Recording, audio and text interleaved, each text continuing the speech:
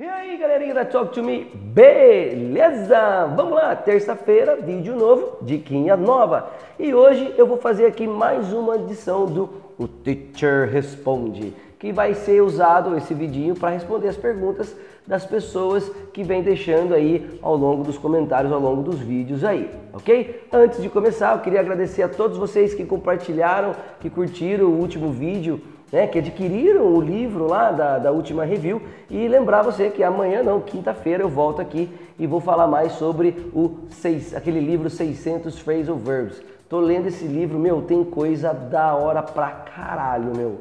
Se você tá querendo aprimorar mesmo o vocabulário, volta aqui quinta-feira no canal que eu vou mostrar pra você acho que um dos melhores livros aí pra você comprar baratinho, tá? Muito barato, e para adquirir aí um conteúdo animalesco para aprimorar aí o seu vocabulário, tá bom? Queria agradecer você também que comprou o meu curso, tá? Se você quer saber, se você não comprou ainda, se você quiser saber mais, aqui no link da descrição eu vou deixar o link da minha livraria digital para você comprar livros lá com desconto especiais, tá? Só para quem curte o canal. E para eu vou deixar o link também do curso de tempos verbais que eu lancei aí e foi um sucesso. Tá? Muito bem. Então, o que eu vim fazer aqui? Hoje eu vou responder as perguntas de algumas pessoas que nos seguem, tá? Então, se a sua pergunta não foi escolhida, você me desculpa, mas é que eu tentei separar aí umas 5, 6 para o vídeo não ficar longo. Pode ter certeza que na próxima vez aí, seu vídeo, a sua pergunta vai ser escolhida. Tá bom? Então, vamos lá. Primeira pergunta.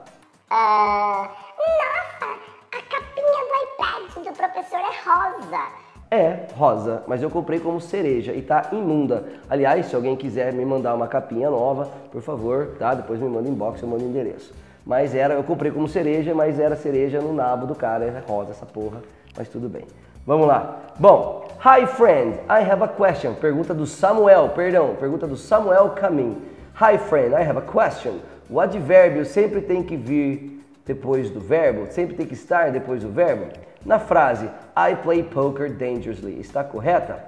Bom, Samuel, seguinte, advérbios de modo geralmente são representados com aquele LY, tá? Aí caiu o bagulho aqui, mano, peraí.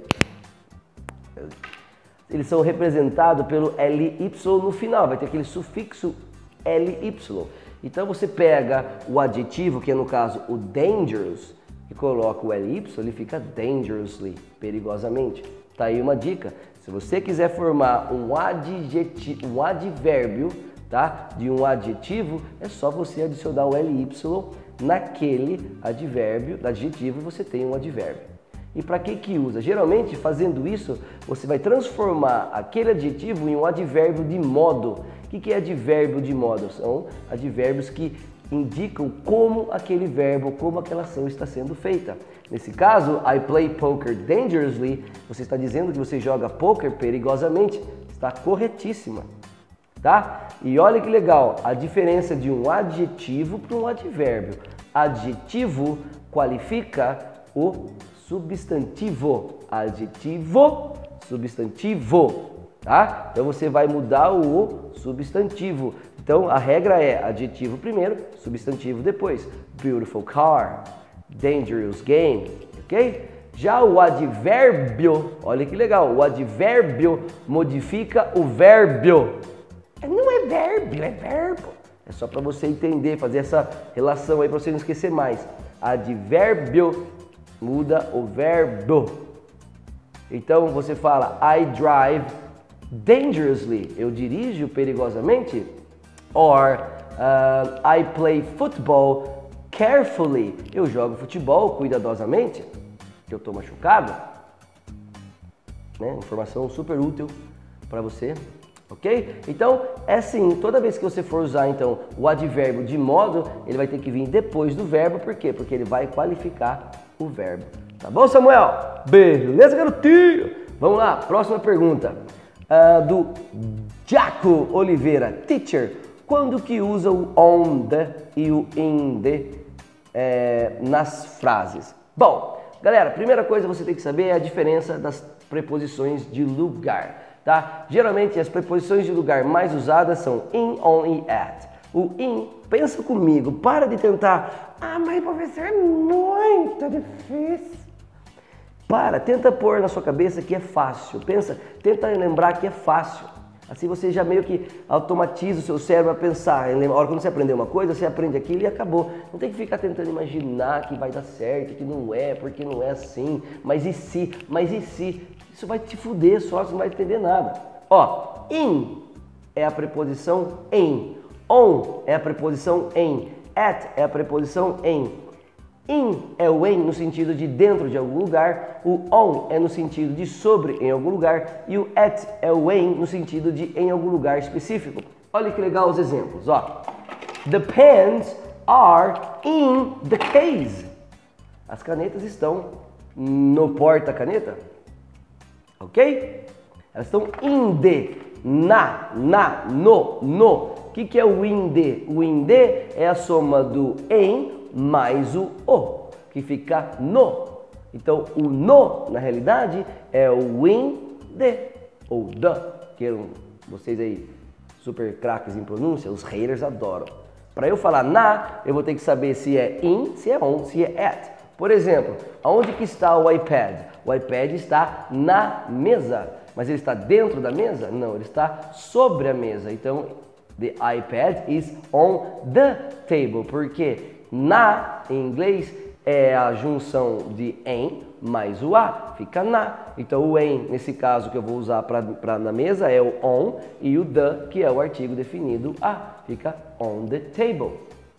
I am at the table. Eu estou na mesa, com um lugar específico. Eu não estou nem deitado na mesa, eu não estou nem dentro da mesa, eu não sou fantasma, né? Ou qualquer outra coisa. Eu estou na mesa como ponto de referência. Então, I am at the table. O at é a preposição em e o the é a preposiçãozinha a. Então, juntos os dois dá o na, o no, na. E se fosse num? Eu estou num prédio em Bauru. O que é o num em inglês? É o em mais o um. O qualquer um artigo indefinido. Então eu falo I am in a building. In a or in a building. Eu estou em um prédio, num prédio qualquer. Ok? Então, na realidade, você tem que saber quando que você vai usar o in the, on the e o at the. Tá bom? Beleza? Jaco. Da hora esse nome aí. Tá bom? Muito bem. Próxima pergunta. Celso. Ele queria falar assim, ó, eu iria viajar. Então você iria, mas não vai mais, então você ia viajar. Quando você usa o ria, é aí que mora o perigo. Quando você usa o ria no verbo, é o futuro do pretérito, Celso. Então, futuro do pretérito você vai usar com o would. Mas qual que é a ideia do futuro do pretérito? Geralmente vai vir com uma condição. Eu viajaria se algo tal. Eu comeria se algo papapá. Eu faria tal. Agora, quando você ia, você fazia, você ia fazer, mas não fez. Aí, no caso, Celso, você vai ter que usar isso aqui, ó. Para você ir para você fazer alguma ação, você tem que usar ou will ou going to. Então você vai falar I am going to study. Nesse caso você usou viajar. I am going to travel. Eu vou viajar, mas eu não vou mais. Então eu posso falar I was going to travel, tá? Eu ia viajar. I am going to teach you. Eu vou te ensinar. I was going to teach you, but I'm not going to teach you anymore. Eu ia te ensinar, mas eu não vou te ensinar mais. Brincadeira? Tô aqui.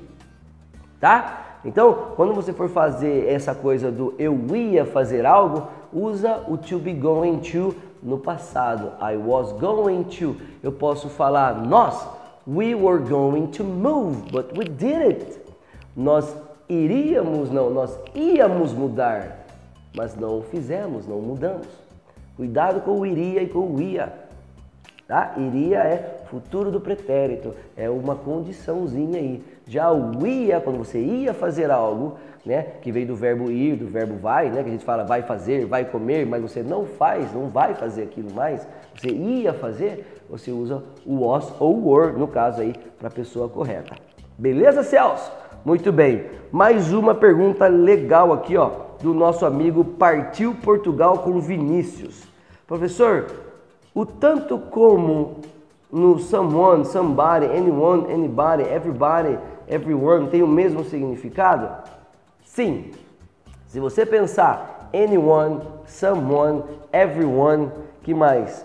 Anyone, se eu falei, o no one é a mesma coisa que anybody, somebody, nobody e everybody, tá? Eu gosto de usar o one quando eu vou singularizar, tipo, todo mundo, um por um veio. E o everybody é quando é um sentido mais amplo. Por exemplo, eu fiz uma festa aqui em casa, aqui no meu escritório, e convidei 5 pessoas. Eu falo, todo mundo veio, menos fulano. Esse todo mundo já não é um por um, veio todo mundo no modo geral, mas um não veio. Agora, se eu convidasse, aí eu vou usar o everybody nesse caso. Então eu falo, everybody came. Nesse caso eu vou usar o everybody. Everybody came, but Peter didn't come. O Pedro não veio, o Peter não veio. Tá? Não pode traduzir nome, Fulvio, burro.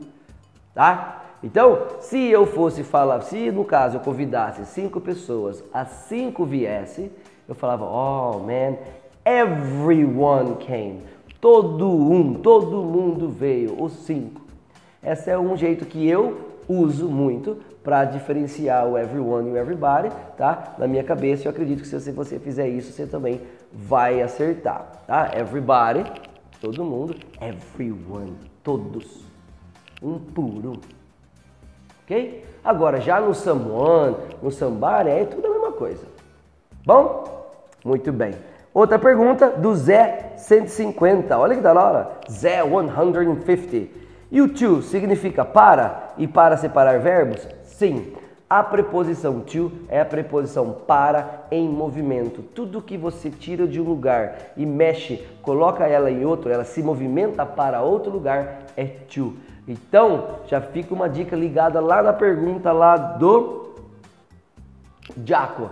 Você não vai na casa do seu amigo, seu orelhudo. Você não vai na casa da sua namorada, seu orelhudo. Você vai para a casa da sua namorada. Você vai para a escola. Você não vai você vai para. Aí você troca, você não fala, porque se você fala errado no português, você vai falar errado no inglês. Então você vai falar, I go to São Paulo. I go to my girlfriend's house. Não é I go in São Paulo. I go in my girlfriend's house.